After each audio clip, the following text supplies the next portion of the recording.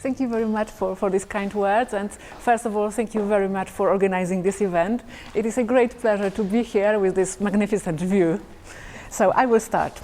I'm going to talk about linguistic convention in the diplomatic correspondence exchange between Crimean Khanate, Poland-Lithuania, and to some extent Sweden in the early modern period.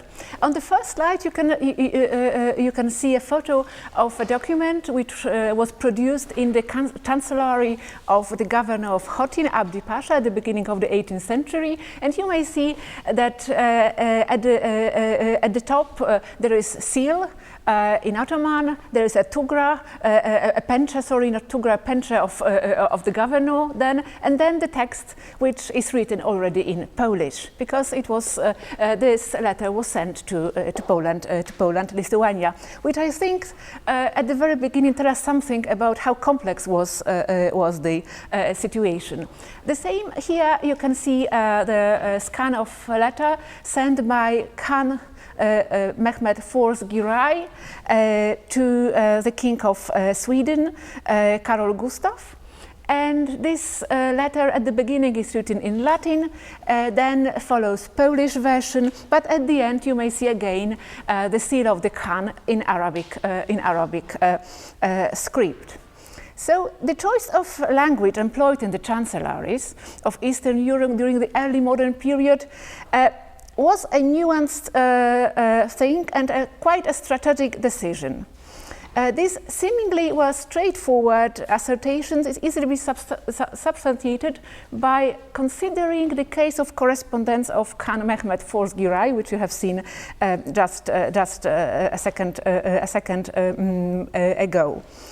This correspondence was exchanged in quite critical moment in 1660s, so during the Polish Crimean Tatar war against Muscovy, and Khan Mehmed IV Giray tried to win Sweden for anti-Muscovite alliance. And in this letter, he explained well his language choices. After writing the letter in Tatar language and considering the possibility that no one might be able to read it at your court, I ordered its translation into Polish and its dispatch. The preserved letters of the Crimean dignitaries, which accompanied the Khan's correspondence, were also formulated in Polish. And in the same time, we have similar practice in case of diplomatic exchange with Denmark. Well, considering the seriousness of the political situation, the Khan, Mehmed IV Giray, was reluctant to take any chances with miscommunication. Despite the presence of highly skilled translators, Christian Ravius, at the Swedish court, numerous past experiences prompted a more cautious approach of the Khan. Only in 1650s, when Mustafa Bek, representing Khan Islam III Giray, approached Queen Christina with a proposal of anti-Muscovite alliance, those negotiations had to be conducted only verbally because no one was able to understand Ottoman Turkish. Perhaps having this in mind, the Khan decided to supplement the Ottoman Turkish language with that Polish Latin version. It was rendered into German in Stockholm. Well, it remains an open question whether the Khan's prudence translated into a political success, as Ravius summarized his letter in Ottoman Turkish as "Dostlik, ukardışlik, amicitia e fraternitas," and the king's response, although cordial, instead of addressing the invitation to conclude an alliance, focused on the fate of the Swedish captives in Crimea. What I think is most interesting in this case study is the capability of the Crimean Tatar Chancellery to handle correspondence in diverse languages and scripts. And this is, I think, particularly intriguing. The Crimean Chancellery crafted documents not only written in Ottoman Turkish or in Kipchak form of Turkish language or other Turkic languages, but also in European languages, in both Latin alphabet and in Cyrillic alphabet. And well, the researchers perceive it as the continuation of well, the Mongol tradition of having multilingual chancellery.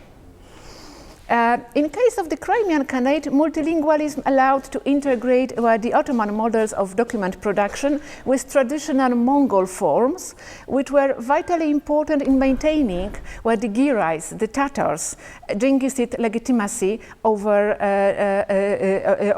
the territories which once were controlled by the Golden Horde. The multiplicity of scripts, languages, and discourses not only facilitated this integration, but also allowed the Crimean Tatars to adapt chancellery practices to the evolving political circumstances. For example, growing importance of Ottoman Turkish from the second part of the 16th century, or extensive usage of Polish in the mid-17th century. And it also allowed them to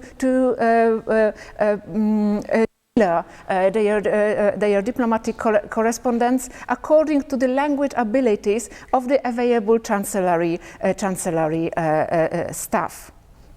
So it was a mixture of preserving their old Mongol heritage, which was very important when we think about the Tatars' claims. The Tatar claims that Muscovy and to some extent Poland-Lithuania are their vassals, and from practical reasons. But when we think about the whole region, it becomes quite evident that this cosmopolitan approach was not only visible in Crimean chancellery, because in Eastern Europe we do not have a universally adopted lingua franca. There is nothing like Latin in Western Christianity, or triad of languages, Ottoman Turkish, Persian, Arabic in Muslim world. For these reasons, rulers of the region, be it the Crimean Khans, the Moldavian hospodars, Polish-Lithuanian rulers, Muscovy princes, they invested in resources to maintain multilinguistic chancelleries, and the same can be seen in the border chancelleries of the Ottoman Empire, perhaps for example in Khotyn and Buda. When we return to the Polish-Lithuanian case, we should take into account that while Polish chancellery, in the late medieval was in Latin and then Polonized, the Lithuanian chancellery used as the chancellery language Ruthenian, and then only from the end of the 17th century switched to Polish. In the late medieval, in early modern period, they also used Latin. But as I will try to convince you, not only, because in the late 15th century, up to the Union of Lublin, so up to the late 1560s, early 1570s, they also used Tatar language. And it was possible thanks to the fact that they had access to let's say, good specialists who could produce for them and both produce and understand documents written in Turkic languages, including the Ottoman Turkish, but Turkic languages mostly. And for example, I would like to turn your attention to the noble Tatar family of Juszyński, who settled down in Great Duchy of Lithuania in the 15th century, and we've seen them in the service of the chancellery starting from mid 15th century. well, up to mid 16th century, and this is kind of dynasty of translators and clerks who were in charge of this correspondence in Turkic languages. And for example, we may see in Lithuanian metrica, well, the records as that. And then came your interpreter Mustafa from you, and he brought a letter from you, and this letter was sealed. And I gave it to your servant, the Tatar scribe Ibrahim, it is one of Juszyński, and rewrote it in Tatar so we could read it and understand. And this is the description of what happened at the court of Crimean Khan Menli-Giray at the beginning of 16th century. And we have some more records proving that the Tatar language was used in Lithuanian chancellery. And in the Lithuanian chancellery, the language is described as Tatar, which I think is also very important because it shows that the Crimean Khanate, in relations with Great Duchy of Lithuania, was using Kipchak Turkic, not Ottoman Turkish, but Kipchak Turkic. And it was done most probably because using this language, they can use the old forms of document, Mongol forms like Shahnameh, for example, which underline, emphasized maybe a little bit past, but still the upper hand of the Tatars over the Great Duchy of Lithuania, and they did the same in relations with Muscovy. But when we examine the documents from the later 16th century, we may see that they are more and more Ottomanized, and it is because out of two reasons. Firstly, after the Union of Lublin, it was the Crown Chancellery which started to be responsible for maintaining relations with the Crimean Khanate and the Ottoman Empire, and in the Crown there were no Tatar settlements, not so many at least, as in Great Duchy of Lithuania, and the role of the Tatars in Great Duchy of Lithuania as people who were in service of the Grand Duke was well established. It was not so in the Crown. So they do not have the translators, the people knowing this Kipchak form of Turkic. So they were very happy to start to receive the documents in Ottoman Turkish. And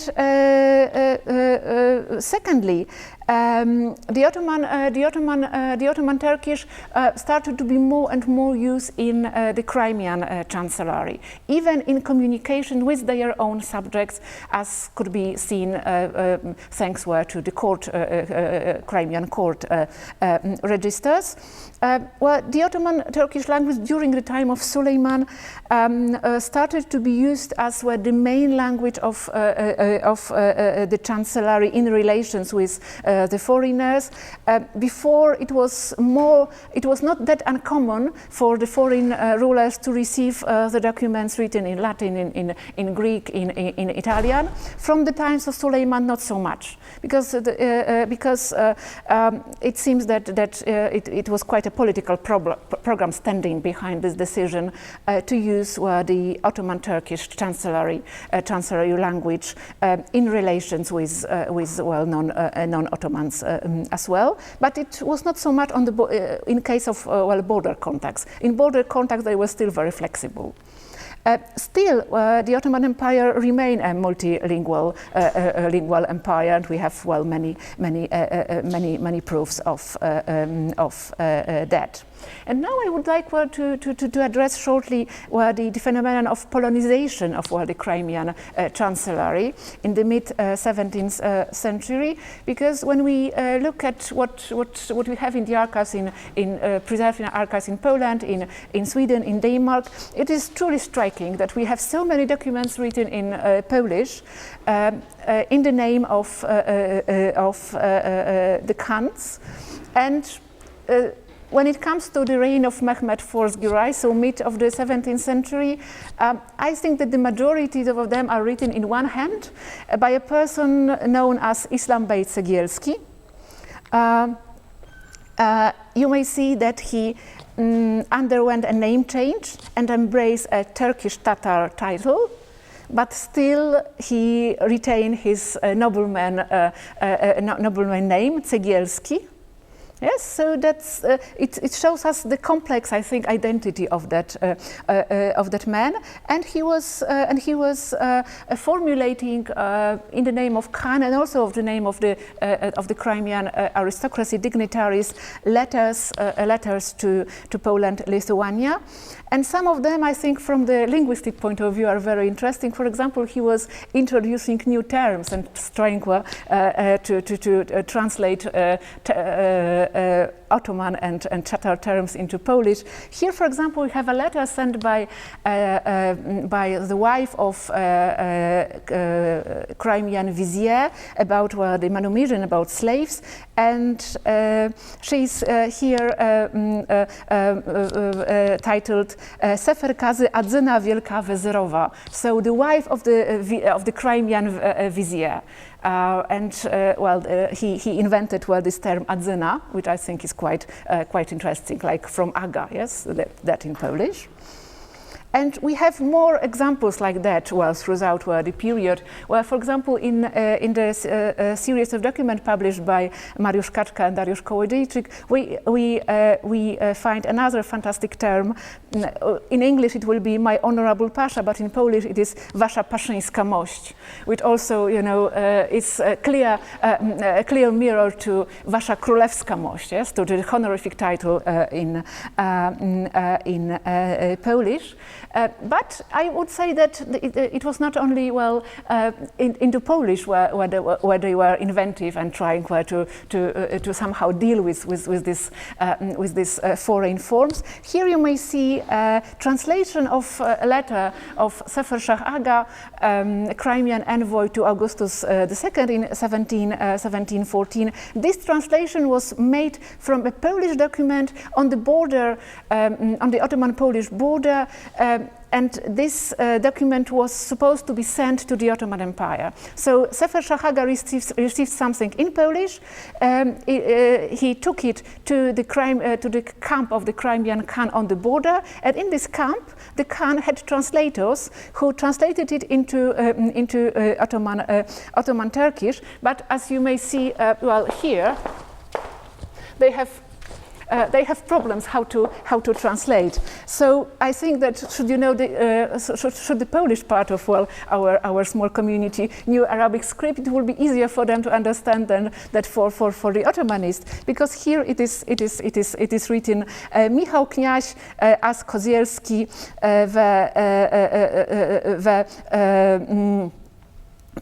we Puzyna, chorąży nadworny we podkamery królewski. So the title is more or less understandable in Polish, maybe not so much in Ottoman, and it definitely shows us that it was that the title was firstly written in Polish because Michał Puzyna, who was the author, styled himself as the Prince of Kozielsk, one of the old Ruthenian kniazes. So, to the conclusion. I think that all these examples, all these case studies show you that we didn't have in early modern period one language which was universally used in the region, and that in this period the chancelleries had to make choices, had to balance between their propaganda purposes and some practical reasons. Thank you.